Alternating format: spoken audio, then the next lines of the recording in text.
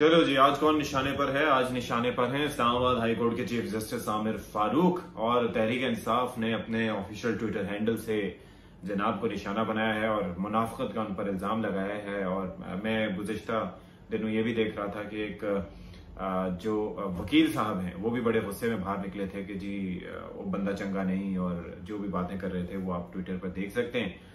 अब जहां तक याद पड़ता है, कोई 36 के करीब मुकदमात ऐसे हैं जिनमें जस्टिस आमिर फारूक साहब की अदालत से ही तहरीक इंसाफ को रिलीफ मिला। लेकिन मामला ये है कि यहाँ पर हर कोई इंसाफ की बात तब करता है, हर किसी को इंसाफ उस वक्त होता दिखाई देता है जब फैसले उसके हक में आते हैं। जब फैसले खिलाफ आए तो फिर वही अदालतें नंबर शुमार में 138 139 तक चली जाती हैं। उनको रिमाइंड किया जाता है कि जी आपके फैसले ठीक नहीं, और मुखालिफ फरीक के अगर खिलाफ फैसला आए तो फिर तो अदालतें बिल्कुल इंसाफ पर मबनी फैसले करते हैं।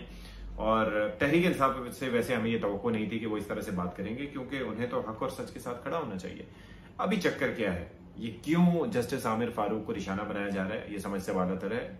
वजह उसकी यही है, वर्जी का फैसला ना देना। दूसरी चीज ये है कि थोड़ा सा रिकॉर्ड दुरुस्त कर लेते हैं। मई से लेकर 36 ऐसे मुकदमात हैं जिनकी समाअत हुई जस्टिस आमिर फारूक की अदालत में, और उसमें से सीन ये था कि 14 मई को इस्लामाबाद हाई कोर्ट की चीफ जस्टिस ने एक स्टे ऑर्डर दिया तोशा खाना केस से मुतालिक।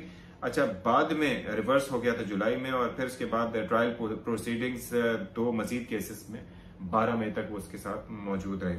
अच्छा, फिर 16 पिटिशंस में इस्लामाबाद हाई कोर्ट के चीफ जस्टिस ने एडमिनिस्ट्रेटिव ऑब्जेक्शंस जो रेज की गई थी रजिस्ट्रार ऑफिस की जानिब से पिटिशंस पर कि वो ट्रांजिटरी बेल जो थी, यानी कि दूसरे सूबों में जो मुकदमात दर्ज किए गए थे उनसे मुतालिक ये मामला था, तो रजिस्ट्रार ऑफिस के जो एतराजात थे उनको उन्होंने रद्द किया था।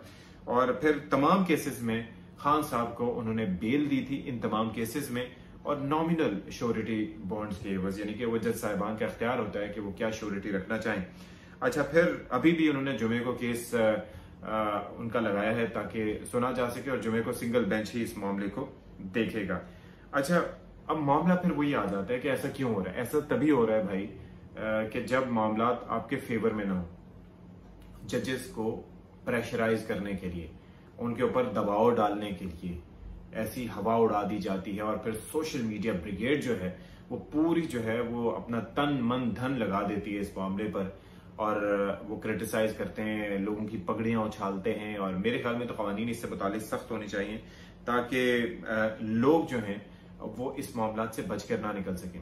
अब आप सोचेंगे ऐसा क्यों हो रहा है भाई, वो चाहते हैं कि प्रेशर बिल्ड हो, अवामी प्रेशर बिल्ड हो, सोशल मीडिया का प्रेशर बिल्ड हो, तो फिर जो फैसला हो वो उनके हक में हो। लेकिन हमने इससे पहले भी देखा, हम आगे भी देखेंगे कि अगर अदालतें आईन और कानून के मुताबिक फैसले करने पर आए तो इस तरह के हथकंडों से कोई फायदा नहीं होता, बल्कि ये ऐसी हरकतें काउंटर प्रोडक्टिव साबित होती हैं। तो मेरे ख्याल में तहरीक इंसाफ हो या कोई भी जमात हो, उसको इन हथकंडों से इज्तनाब करना चाहिए। रूल ऑफ लॉ तो ऐसे ही होता है।